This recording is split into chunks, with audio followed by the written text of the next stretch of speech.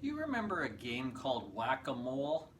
You may have seen it at the fair or at an arcade or something, big square box, and it has has about 4 or 5 holes in the middle, and every once in a while this little doll of a mole would jump up, and you're supposed to take a mallet and whack him on the head, and then another one jumps up and you whack that one on the head, and then another one and you whack that one, and it keeps going faster and faster, and you're trying to keep up hitting all these moles and getting points for doing so.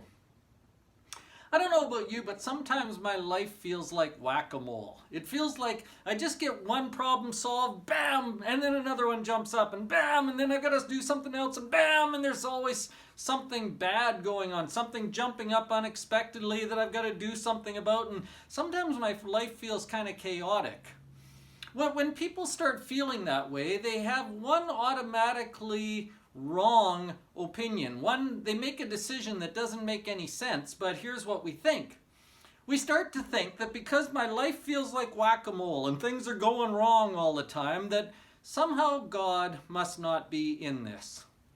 That somehow God has left me, or that maybe things are just completely out of control, and maybe there isn't a God at all, because if there was, he would make everything smooth and easy. That's what we like to believe, that following God makes everything smooth and easy. There is nothing in the Bible that would tell us that, though. In fact, the Bible is explicit in the fact that it says that trouble's going to come all the time. Trouble is part of our existence. Well, one of the stories I was reading recently comes from Matthew chapter 13. Jesus tells a story about a farmer. And I want you to notice, this is how he describes the kingdom of heaven. What's going on right now? Here's what he says. The kingdom of heaven is like a man who sowed good seed in his field. But while everyone was sleeping, his enemy came and sowed weeds among the wheat, and then went away. When the wheat sprouted and formed heads, then the weeds appeared also. So right away, Jesus says, the kingdom of heaven, my kingdom right now on earth, is kind of like a weedy wheat field. It's got good seed and bad in it. So the story goes on.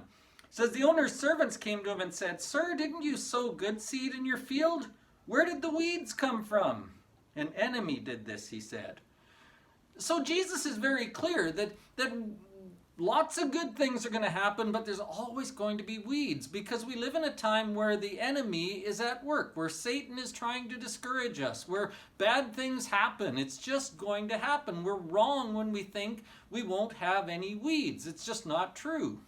Not now, anyway.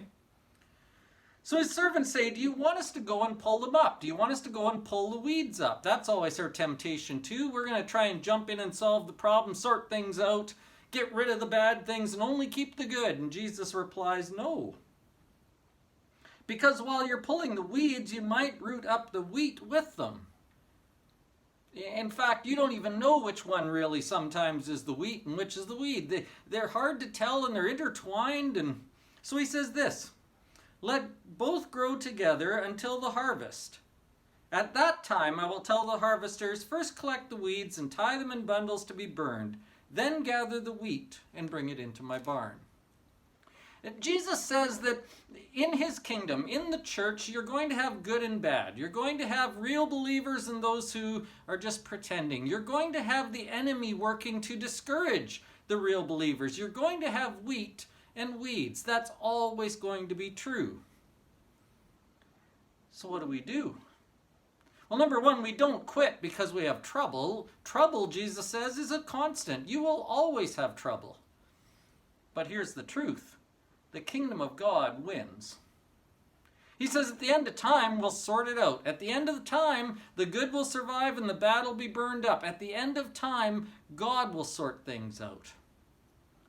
So that gives me a couple of encouragement things to share with you today. That is, number one, you're not a very good judge, so don't make yourself the judge. You don't necessarily know where things are going to end up or how things are going to be, so take the pressure off. You don't have to fix anything. That's number one. And number two, remember, the kingdom wins. Don't let yourself be discouraged. Don't let yourself get run over. Remember, the kingdom wins. Remember which side you're on. Remember which side you want to be on, and trust the process.